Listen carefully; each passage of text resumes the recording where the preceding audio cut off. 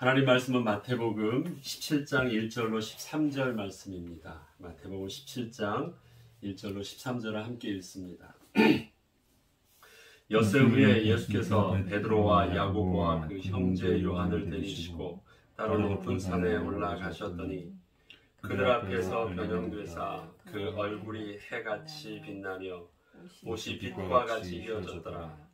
그때 모세와 엘리야가 예수와 더불어 말하는 것이 그들에게 보이거늘 베드로가 예수께 여쭈어 이르되 주여 우리가 여기 있는 것이 좋사오니 만일 주께서 원하시면 내가 여기 초막 셋을 짓되 하나는 주님을 위하여 하나는 모세를 위하여 하나는 엘리야를 위하여 하리이다. 말할 때에 호련히 빛난 구름이 그들을 덮으며 구름 속에 소리가 나서 이르시되 이는 내 사랑하는 아들이요 내 기뻐하는 자니 너희는 그의 말을 들으라 하시는지라. 제자들이 듣고 엎드려 심히 두려워하니 예수께서 나와 그들에게 손을 대시며 이르시되 일어나라 두려워하지 말라 하시니 제자들이 눈을 들고 보매 오직 예수 외에는 아무도 보이지 아니하더라. 그들이 산에서 내려올 때 예수께서 명하여 이르시되 인자가 죽은 자 가운데서 살아나기 전에는 본 것을 아무에게도 이르지 말라 하시니 제자들이 물어 이르되 그러면 어찌하여 서기관들이 엘리야가 먼저 와야 하리라 하나이까? 예수께서 대답하여 이르시되 엘리야가 과연 먼저 와서 모든 일을 회복하리라. 내가 너희에게 말하노니 엘리야가 이미 왔으되 사람들이 알지 못하고 임의로 대우하였도다. 인자도 이와 같이 그들에게 고난을 받으리라 하시니 그제서야 제자들이 예수께서 말씀하신 것이 세례 요한인 줄을 깨달으니라. 아멘. 베드로, 그 다음에 요한, 야고보는 예수님의 제자 중에서 조금은 특별한 자들입니다. 베드로에게는 마태복음 16장에 주는 그리스도시요 살아계신 하나님의 아들이십니다를 고백하게 하셨던 하나님의 은혜가 있었고, 또 사도 요한에게 있어서 예수님께서는 그에게 자기 모친을 맡기는, 그리고 언제나 사도 요한은 자기를 예수님께서 사랑하시던 그 제자로 자신을 표현합니다. 그렇게 예수님과도 특별한 그 인격적 교감과 또 관계가 있었음을 스스로 그렇게 고백하기도 합니다. 그럼 야고보는 어떤 사람일까요? 사도 요한의 동생이기도 하지만 형제이기도 하지만 야고보는 12사도 중에서 최초의 순교자입니다. 주님께서는 늘 기도하실 때 오늘 한 번이 아니라 늘 함께 이렇게 데리고 다니셨던 제자들이었고, 또 오늘 본문뿐만 아니라 예수님의 마지막 겟세마네 기도할 때도 제자들이 함께 했던 제자들입니다. 그들을 통하여서 경험하였던 예수님의 변화하시는 모습들입니다. 다른 제자들은 다 경험하지 못했지만 특별하게 저들에게 예수님께서는 보여주신 것이 있지요. 오늘 본문을 보면 엿새 후에 예수께서 베드로와 야고보와 그 형제 요한을 데리시고 따로 높은 산에 올라가셨더니 그들 앞에서 변형되사 그 얼굴이 해같이 빛나며 옷이 빛과 같이 휘어졌더라. 우리 계시록 21장 23절 24절 이렇게 쭉 보면요, 하나님 나라의 모습이 나옵니다. 그곳에 하나님과 또 어린 양 되신 예수의 모습이 나오는데, 그 성은 해나 달의 비침이 쓸데없다라고 기록되어 있습니다. 그 이유는 하나님의 영광이 비치고 또 어린 양이 그 등불이기 때문이라 말씀하셨습니다. 우리의 물리적인 상식으로는 해나 달이나 아니면 인공적인 빛이 비춰야지 그것에 반사돼서 우리의 모습이 보이거나 그 빛이 그렇게 빛의 근원이 있어야지 그 영광의 광채가 있잖아요. 그래서 이 땅이 비춰지려면 하나님께서 밤과 낮을 주관하게 하셨던 해나 달이 아니면 이게 비춰질 수 없어요. 그런데 하나님 나라는 그 빛이 쓸데가 없다라고 말합니다. 왜요? 그 그 영광의 근원, 빛의 근원 되시는 하나님과 또 어린 양 되신 그 그리스도께서 빛의 근원이시오 등불이기 때문에 그렇다라고 말씀하십니다. 이 땅의 왕의 영광을 드러나기 위해서는 가장 영광의 광채를 드러내 보일 수 있는 것이 왕관이잖아요. 금, 보석으로 해서 가장 잘 반사하게 합니다. 그래서 그걸 쓰면 굉장히 그 빛이 아주 영광스럽게 광채가 나서 그 앞에 다 무릎을 꿇게 돼 있죠. 하나님 나라의 모습입니다. 하나님 나라의 영광이 그렇다라고 합니다. 네. 그 예수님이 변형되셨을 때 옷도 그 얼굴도 몸도 그렇게 빛이 나셨다고 합니다. 지금 이때가 언제 있을까요? 예수님께서 다른 본문에는 기도하러 가셨다라고 하십니다. 기도하러 가실 때는 낮이 아니라 밤이죠. 모든 저들의 생활이 끝나는 것은 날이 어둑해지면 생활이 끝났기 때문에 이제는 밤 시간에 기도하러 가셨을 때입니다. 그러면 다른 빛으로 인해서 반사되는 것이 아닐 텐데 그 몸이, 얼굴이, 옷이 그렇게 해같이 빛났다라고 말씀하십니다. 그때 모세와 엘리야가 예수와 더불어 말하는 것을 그들에게 보여주셨다라고 말씀하십니다. 모세, 엘리야가 바로 유대인들에게 있어서는 어떤 이미지가 있을까요? 예수님의 지금 그 모습을 보면서 모세와 엘리야를 제자들이 모세의 얼굴을 봤습니까? 엘리야의 얼굴을 봤을까요? 시기적으로도 지금 이게 몇 년 차이가 나는데 몇천 년 전 얘기를 지금 하고 있는 건데 그런데 그 얼굴을 지금 보았다라고 그 모세와 엘리야라고 딱 알 수 있었던 것은 그들이 분명히 구약의 율법 속에서 그들에게 가지고 있었던 이미지가 있을 거예요. 그러니까 딱 봤을 때 그 이미지하고 딱 매칭이 됐기 때문에 아 모세요 엘리야다라고 하겠죠. 그럼 모세의 모습은 뭐겠습니까? 모세가 하나님과 대면하고 나왔을 때 그는 얼굴을 가렸습니다. 왜요? 그의 영광의 광채가 있었기 때문에 그것을 보여주지 않으려고 광채를 가렸습니다. 그러니까 모세의 영광의 광채를. 그래서 지금 예수님의 모습 속에서 그때 모세가 하나님의 얼굴을 봤을 때랑 같은 이미지를 봤다라는 거겠죠. 또한 엘리야를 통해서는 무엇일까요? 모세나 엘리야는 특히 무덤이 없습니다. 왜요? 엘리야는 보는 대로 분명히 그 제자 엘리사가 승천하는 걸 보았거든요. 산채로 살아있는 모습으로 그냥 가는 것을 보았습니다. 물론 모세도 그 죽음이 미스테리입니다. 분명히 모세도 무덤이 없습니다. 동일하게 하나님께서 불러가셨습니다. 다 양쪽 둘 다 무덤이 없고요. 하나님의 영광을 분명히 바라본 자들입니다. 하나님을 대면했던 자들이 대면했었습니다. 그들 속에서 하나님의 영광의 광채가 일어났던 것처럼 지금 모세와 엘리야를 볼 때 예수님께서 변화된 모습으로 그들과 대화하셨어요. 하나님과 예수님이 대화하신 것이 아니에요. 모세와 엘리야와 그들이 대면하는데 왜 예수님이 변화된 모습이셨을까요?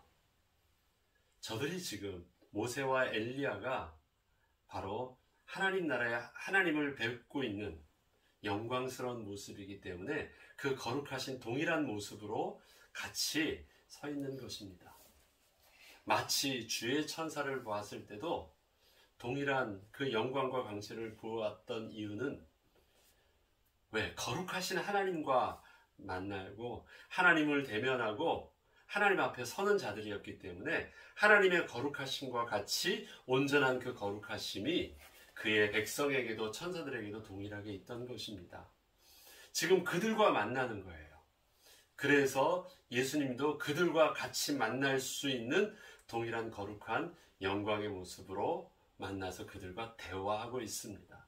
누가복음에서는 그 대화하는 그 내용을 뭐라고 하냐면 그의 죽음에 대해서 대화하셨다라고 기록되고 있습니다. 별세에 대해서, 죽음에 대해서 대화하셨다라고 말씀합니다. 아무튼 그것을 제자들이 봅니다. 제자들은 예수님이 지금 저들과 모세와 엘리야가 대화한다는 것을 제자들이 보러 온 것이 아니라 지금 사실 그 광경은 예수님께서 기도하실 때 일어난 광경이거든요. 제자들은 따로 떨어져서 졸기도 하고 따로 떨어져서 함께 하다가 그 신비한 광경을 목격한 것입니다. 그 대화하는 모습들을 목격한 거예요. 이때 베드로가 예수께 여쭈어 이르되 주여 우리가 여기 있는 것이 좋사오니 만일 주께서 원하시면 내가 여기서 초막 셋을 짓되 하나는 주님을 위하여 하나는 모세를 위하여 하나는 엘리야를 위하여 하리다. 왜 이 말을 했을까요? 사실 이때는 좀 졸다가 비몽사몽간이기도 했고 왜 이 말을 했을까요? 여기 있는 것이 좋사오니라는 이것은요, 우리 구약에도 보면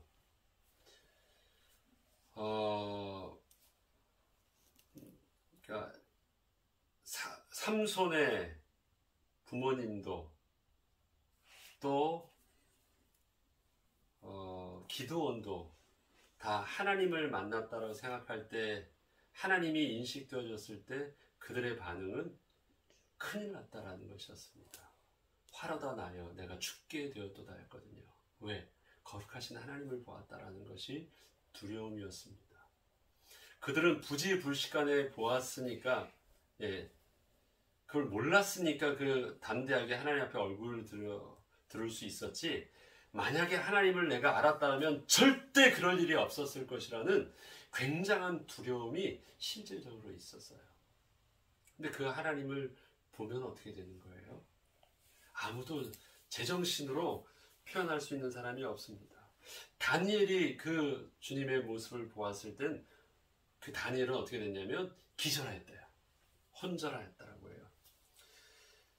사도 요한도 주님의 영광스러운 모습을 봤을 때 이 계시록에는 내가 죽는 자와 같이 되었더라고 합니다. 하나님의 영광 앞에서 그들은 온전히 담대하게 설 수 있는 자가 아무도 없었어요.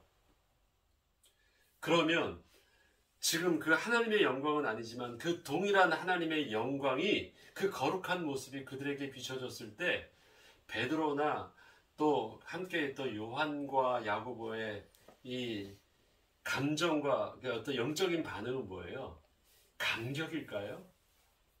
그것도 그냥 갑작스럽게 일어난, 준비함 없이 일어난 사건인데 죽음의 위험을 느낄 만큼의 굉장한 두려움의 순간입니다. 그래서 어떻게 합니까? 주님께 주여 우리가 여기 있는 것이 좋사오니라는 여기 있는 것은요, 주님과 또 베드로와 제자들과의 거리를 말하는 것입니다. 그냥 떨어져 있겠습니다. 우리는 모른 척 하겠습니다. 안 본 것처럼 우리는 좀 떨어져서 있겠습니다. 그건 궁금할 일도 아니고 그 거룩함에 내가 낄 수 있는 문제가 아닌 거예요. 근본적으로 선을 두는 겁니다. 가지 않고. 그리고 초막을 짓는다는데 그 초막은 뭘 말합니까? 집을 짓겠다라는 말이 아니에요. 이스라엘 백성들이 광야에서 초막을 졌어요.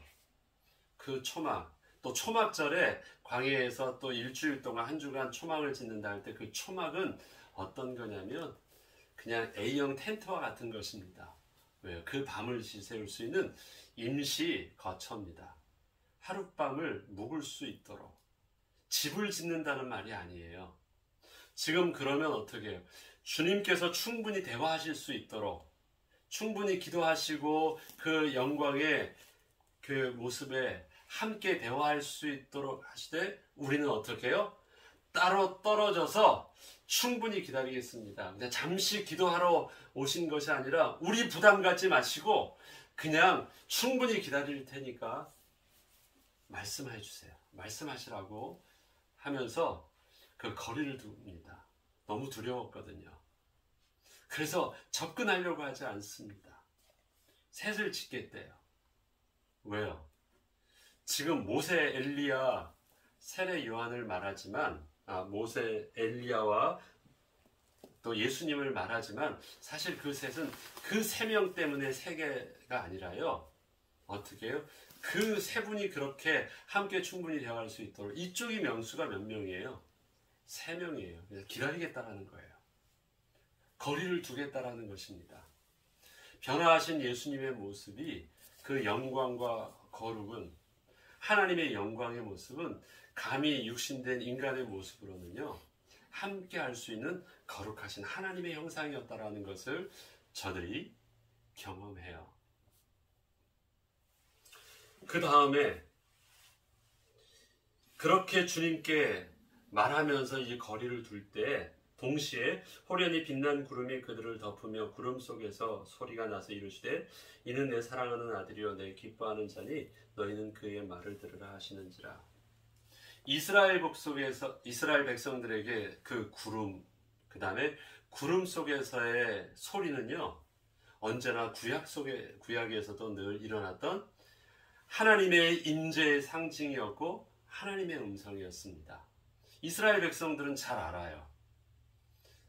그래서 언제나 하나님의 임재의 상징은 쉐키나 영광의 구름이었고요. 모세가 늘 하나님께 나갈 때도 그 구름에 가리워서 하나님과 대화하는 것을 들었습니다. 거룩하신 하나님이 인간을 만날 때 언제나 그 은혜의 막을 마치 회막처럼 은혜의 막을 주셨던 것이 그 구름이었거든요. 그래서 구름에 갑자기 구름으로 가리워집니다. 그리고 더 어두워져서 가리워졌을 때 하나님의 음성이 들려서 저들이 듣게 합니다. 그러면 지금 예수님뿐만 아니라 그 함께 있던 베드로와 또 요한과 야고보도 하나님의 음성을 분명히 들은 거예요. 하나님께서 친히 말씀해 주신 것입니다. 저들은 하나님의 임재를 체험했습니다. 실질적으로 하나님의 임재를 그 구름과 그 소리를 통해서 체험하였습니다. 또 어떻습니까?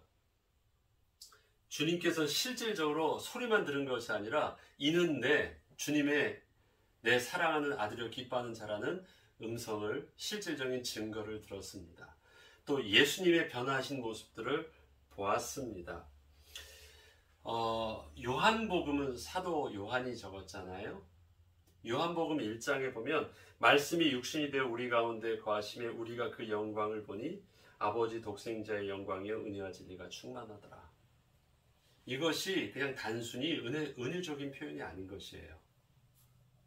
사도 요한은 실질적으로 말씀이 육신이 되어 우리 가운데 거하신 하나님의 아들 독생자 예수를 보았고 그 안에 하나님의 영광이 있는 것을 그는 실질적으로 그 형제와 베드로와 함께 눈으로 목도한 자예요. 그 가운데 있는 하나님의 은혜와 진리가 충만한 그 가운데 하나님께서 증거하여 주시는 친히 성과 하나님께서 증거하여 주시는 예수에 대한 말씀을 실질적으로 그는 들은 자요 본 자입니다. 그리고 요한복음에 그것을 증거하고 있는 것이에요. 예수님이 제자들에게 특별히 3명의 제자들에게 그렇게 변화산에서 그 모습을 보여주셔서 당신이 친히 하나님의 아들 되심을 하나님이 친히 증거하심으로 가르쳐 주셨습니다. 제자들이 듣고 엎드려 심히 두려워합니다. 이 두려움은 거룩한 경외함에 대한 두려움이잖아요. 거룩에 대한. 이제 어떻게 예수님을 봬요? 그동안 예수님께 막 그냥 그 앞에 먹으면 베드로는 막 항변하면서 꾸짖으면서 막 했던 그 다음에 예수님께 기대해서 막 누워가지고 음식을 함께 먹으면서 막 했던 그런 어떤 동거와 동행함과 대화함이 어떻게 이루어질 수 있어요? 그분이 하나님이셨는데 앞선 믿음의 사람들과 조상들은 어때요? 그분이 하나님이심을 느꼈을 때 발발 떨었는데 그런데 그렇게 심히 두려워가서 거의 죽은 자와 같이 딱 바짝 엎드려 있는 저들에게 예수님께서 손을 대십니다. 일어나라 두려워하지 말라고 합니다. 그 거룩함이 완전히 선을 그었었는데 그 주님께서 친히 손을 터치하시면서 걱정 없다고 해서 만져주시는 것이에요.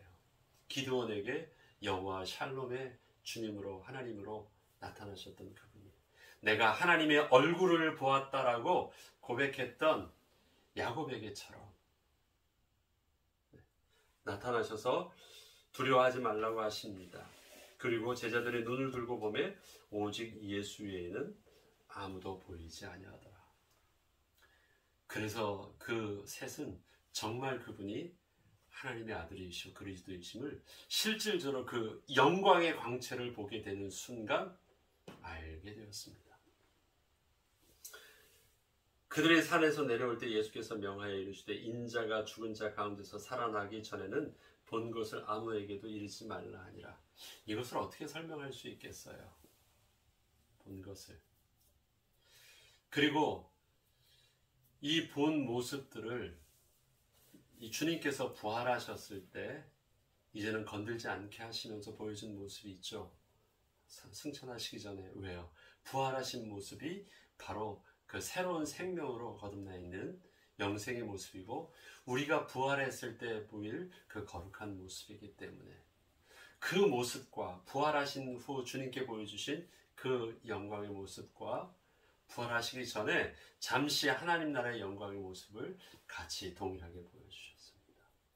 이것은 구약의 믿음의 사람들이 경험했던 모세와 엘리야가 경험했던 하나님의 거룩의 모습이었고 부활하신 후에 보여주신 모습을 통해서 우리가 다시 주님 안에서 새 생명을 얻어 부활할 때 우리의 모습도 그러한 부활한 모습임을 동일하게 보여주셔서 우리들에게 증거가 되어 주셨습니다. 본이 되게 하여 주셨습니다. 제자들이 물어 이르되 그러면 어찌하여 서기관들이 엘리야가 먼저 와야 하리이까? 예수께서 대답하여 이르시되 엘리야가 과연 먼저 와서 모든 일을 회복하리라. 내가 너에게 말하노니 엘리야가 이미 왔으되 사람들이 알지 못하고 임으로 대우하였도다. 인자도 이와 같이 그들에게 고난을 받으리라 하시니 그제서야 제자들이 예수께서 말씀하신 것이 세례 요한인 줄 깨달으니라. 먼저 앞서서 예수 그리스도의 모든 것을 증거하고 증언하였던 자 세례 요한이 이미 왔는데 저들이 그를 통해서 이미 완성되어져 있는 그리스도의 예언의 그 말씀들을 세상이 듣지 않았고 거부하였다라는 것입니다. 그래서 그를 통해서 이미 완성되어져 있는 예수 그리스도의 예언과 그 뜻대로 지금 당신이 그 모습으로 와 계심을 제자들에게는 알게 하여 주셨습니다. 복음서를 통해서 동일한 우리에게 있어서도 마태는 예수 그리스도의 모습을 우리에게 동일하게 증거하고 있습니다. 영광스러운 모습을 본 자는 3명이었습니다. 그 전에 그리고 나중에 부활하신 후 본 자들은 제자들뿐만 아니라 많은 또 500여 문도에게도 같이 보여주었다라고 합니다. 우리에게도 동일하게 영광스러운 모습으로 우리가 부활할 때 동일한 모습으로 또 주님 앞에 서게 될 것입니다. 죽으면 주님이 우리를 깨우시기 전까지 우리의 모습은 어떻겠습니까? 어떤 이는 매장을 하든 어떤 이는 화장을 하든 우리 몸은 다 그렇게 썩고 불에 태워져서 이 땅에서는 육신의 본래 그 원소의 모습으로 다 돌아갈 것입니다. 그러나 없어지는 것일까요? 우리를 말씀으로 창조하시는 하나님의 창조의 음성이 우리에게 다시 들려주실 때 우리의 이름을 부를 때 우리는 우리의 육신에 부활하시는 모습은 우리 영혼뿐만 아니라 이 땅에 우리의 가졌던 그 몸에 근데 그 몸이 이 땅의 몸과는 근본적으로 다른 하나님의 거룩하신 하나님을 바라볼 수 있는 영광의 모습으로 모세와 엘리야가 저들 앞에 섰을 때 그의 모습이 하나님을 볼 수 있는 영광의 모습이었기 때문에 예수님께서 변화되셨던 것처럼 그 영광의 모습으로 우리에게 있어서도 그 하나님의 영광의 빛으로 인하여 우리들도 동일한 광채를 비칠 수 있는 거룩한 자의 모습으로 하나님 앞에 서게 될 것입니다. 그래서 잠자는 자들을 먼저 주님께서 깨우시고 이 땅에서 아직 죽지 않았던 살아있던 자들은 하나님께서 잠자는 자들을 깨우시고 부르신 후에 함께 부르신다라고 말씀하십니다. 우리는 어찌든 간에 우리는 주님 앞에 영광의 모습으로 서게 될 것입니다. 서게 될 때 우리에게 있어서 그 하나님 앞에 설 수 있는 영적인 비밀을 하나님께서 제자들에게 가르쳐 주셨는데 다시 한번 읽어보겠습니다. 5절입니다. 이는 내 사랑하는 아들이여 내 기뻐하는 자니 너희는 그의 말을 들으라. 그렇습니다. 그 사랑하는 자여, 하나님이 사랑하는 자여, 기뻐하는 자, 그 예수 그리스도를 우리가 바로 하나님이 보내신 하나님의 아들이심을 믿음으로 고백하는 자들을 통해서 동일한 영광의 나라에 그 모습에 서게 하여 주실 것입니다. 우리는 오늘도 그러한 하나님 나라를 꿈꾸며 이 땅에서 또 살게 하신 하나님의 은혜를 온전히 누리며 함께 살아야 되겠습니다. 이 땅에 우리가 하나님께서 살게 하실 때 하나님은 이 땅에서 우리에게 우리의 삶 속에서 영광과 더불어 고난을 말씀하셨습니다. 주님께서 영광의 모습을 보여주셨습니다만 아직 해받으시기 전에 영광의 모습을 보여주시면서 주님께서는 그것을 가리우셨고 그 다음에 하나님의 시간표가 될 까지 기다리라 말씀하여 주셨습니다. 우리에게 영광의 모습을 주실 때 그 영광과 더불어 고난의 모습도 함께 주셨다라고 하셨습니다. 고난의 모습을 대변하는 상징하는 우리 십자가의 모습은 우리에게 고통뿐만 아니라 고통을 말씀하시는 것이 아니라 그것을 통하여서 십자가를 통하여서 회복시키실 하나님의 생명의 비밀이여 영광의 모습이 우리에게 있음을 말씀하십니다. 이 땅의 삶이 세상의 영광과는 좀 다른 분명히 우리에게 수고와 고난의 삶이 있는 것 같습니다. 주님이 모르시는 것 아니고 주님은 그 고난 속에 세상이 알 수 없는 하나님의 영광의 비밀들을 감추어 놓으셨습니다. 그리고 영광의 근원 되시는 주님이 우리 가운데 성령으로 함께 하셔서 우리를 통해서도 그 영광의 주체로 설 수 있도록 인도하여 주신다고 하십니다.